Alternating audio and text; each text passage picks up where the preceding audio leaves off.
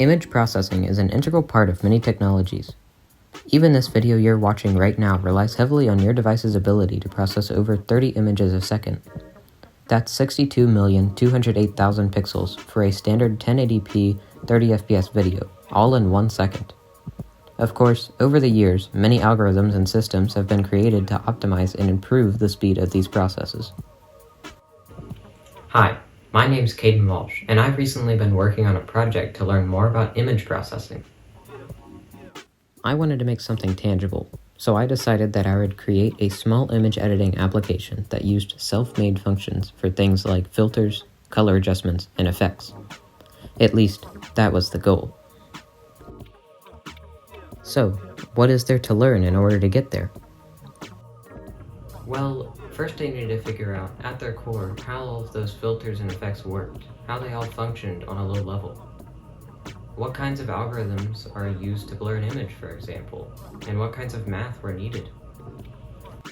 And that's where I started. Algorithms to blur images.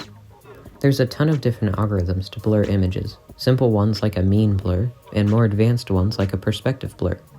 I decided to try something in the middle, a Gaussian blur. A Gaussian blur works by first taking what's called a kernel of pixels, which is just a chunk of the image with some defined width and height, and a center point, which is where you're focusing on. The RGB values of the pixels inside of this kernel are averaged out, giving you the center pixel's new RGB values. That gives you a mean blur.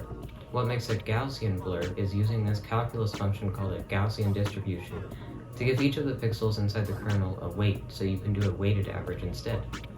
So essentially, it's the difference between an average blur and a weighted average blur, which makes the blur much smoother. Understanding just this one function alone took me weeks to do. All of the advanced mathematics to learn and figuring out how to use my programming skills to manipulate images made this process quite long, tedious at times, but a wonderful learning experience and something I had a lot of fun doing. Of course, this is still only the beginning, with my end goal being a fully functioning image editor. I've still got a long way to go, but my steady progress is motivating me to continue down this rabbit hole of pixelated chaos I've thrown myself into.